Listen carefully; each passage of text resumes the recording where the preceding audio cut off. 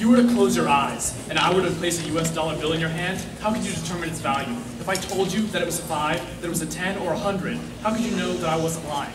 You couldn't, and neither can 1.3 million blind Americans. According to a commission report by the Department of the Treasury, 72% said they felt rushed during transactions, 70% felt they felt vulnerable while using currency, 62% gave someone incorrect denominations, 59% relied on someone else to make their change for them, and 36% received incorrect change. Of all 180 nations that print paper currency, including Zimbabwe, whose money is, by the way, all but worthless, the United States is the only nation whose currency is indistinguishable in size and in color to the blind. The United States Treasury Department is discriminating against and spectacularly failing these Americans, allowing them to be taken advantage of every single day while buying something as common and cheap as a hamburger. The euro differs in size, in color, and provides foil patches that are distinguishable by touch. The yen has texture patches. The Swiss franc, for goodness sake, along with many nations, have perforations on the numerals. Our proposal seeks to remedy this inequality and make U.S. paper currency visible to the blind. For a nation that prides itself so highly upon its civil rights progress, it is extremely hypocritical. The United States fails to provide to the blind something as simple as knowing the value of the money in your pocket. Now, as to the cost, all of you are probably wondering, yes, it sounds completely wonderful, but what's the price tag? The most expensive option, changing the size of these bills, has an estimated cost of $215 to $228 million, once again, according to the Department of the Treasury. However, from 1996 to 2006, when only 2 major redesigns of the United States currency occurred, the Treasury's budget, specifically for currency, was $4.2 billion. Therefore, the most expensive way to accomplish this proposal is a meager 5% of this budget, a ridiculously low price in comparison to the freedom that this gives to blind Americans. If a 5-year-old can read U.S. currency, I believe that a blind adult should be able to do so as well. And I yield the remainder of time to our closing.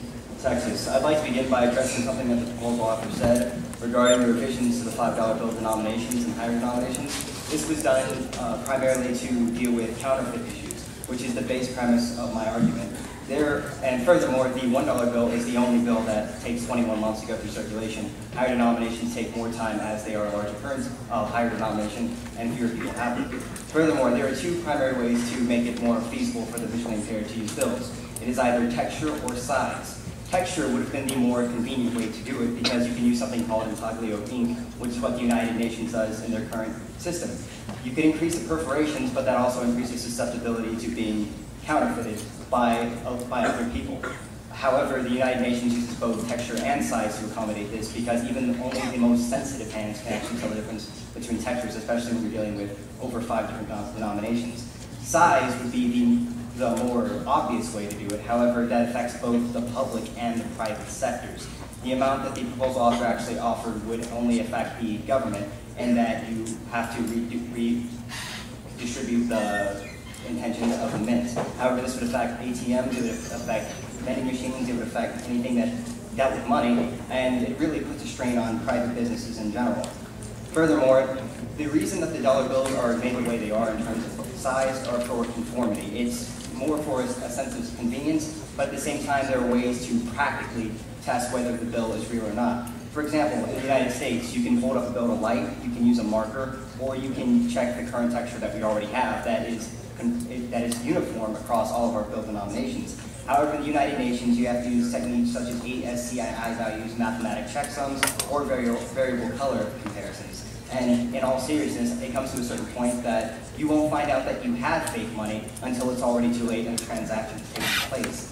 Furthermore, the difference between the United States and the United Nations is that the United Nations is multinational. The Federal Reserve puts an implied deficit on any bill that's printed. This implies that whenever we have a bill printed, we owe money on it. So in the United Nations, this isn't necessarily the case, which means if someone counterfeits money, sure, they get free money, but it's not putting their country in debt every time they print something, other than the fact that it's inflating the amount of bills currently in the system. In the United States, this would actually have a detrimental effect on our economy. And I would like to close with this. Granted, if we did make it possible for the visually impaired to tell the value of the denominations, The point in the case is, at the end of the day, if I'm handed a receipt, if I close my eyes and I'm handed a receipt, I'm not going to know how much I was actually supposed to pay unless I can trust the cashier to do that. And with that, I yield my time. Chair. I'm Allison Ward, family of Alabama. Under our Constitution, every citizen is guaranteed equal protection under the law. But to approximately 10 million total citizens, this principle does not ring true.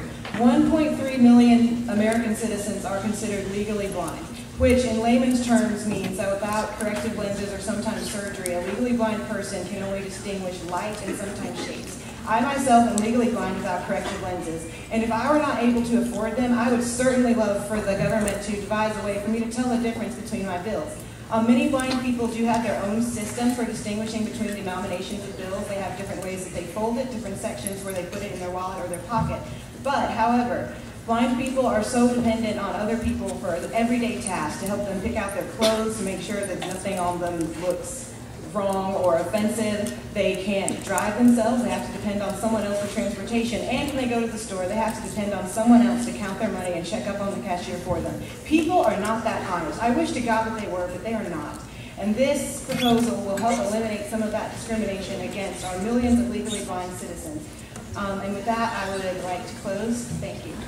Thank you, Sir Chair. I'd like to reserve my right to yield my remaining time. Please introduce yourself first, Delegate. Alex Brown, North Carolina.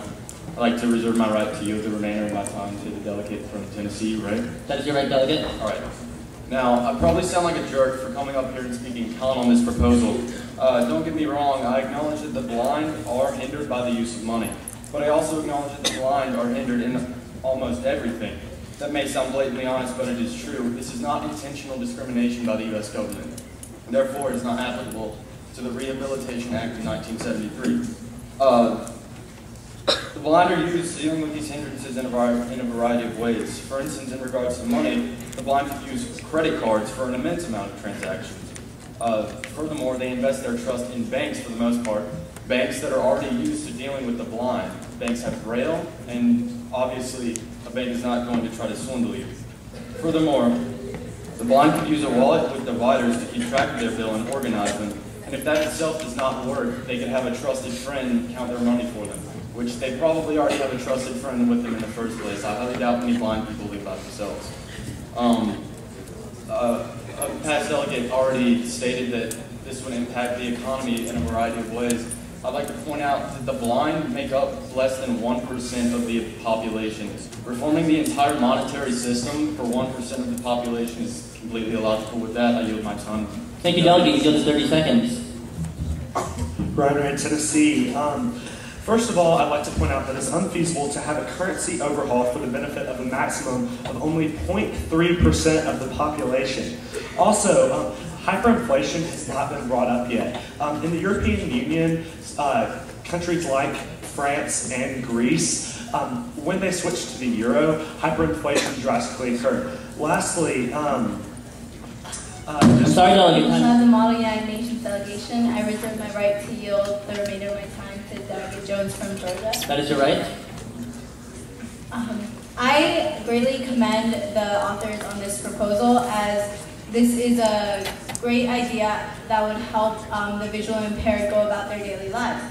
This also can be easily implemented. The United States is constantly printing new bills to account for the lost money, etc.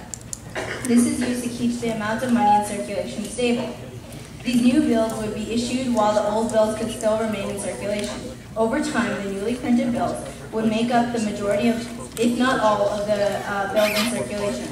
Also, the visually impaired would have to be less dependent on others. Technology has been altered to accommodate the visually impaired, so why can't the United States currency do this as well? In a nation where money is essential, the visually impaired should be taken into account. The previous delegate stated that the visually impaired are hindered in many aspects, and so this is not considered discrimination. However, if we can aid them in any way possible to make their lives just a little bit easier, why would we not do this? I yield the remainder of my time to Delegate Jones. You yield 40 seconds. Jones, Georgia. People are corrupt. That's the simple fact of the matter. And yes, our currency will be changed, and yes, it'll take some time and effort to implement, but this proposal brings us a step closer to reaching true equality. It's a shame that our country hasn't done this already. Other countries have created currency with various sizing, and we, the U.S., one of the greatest world powers, should step up to the plate and be the leaders that we should.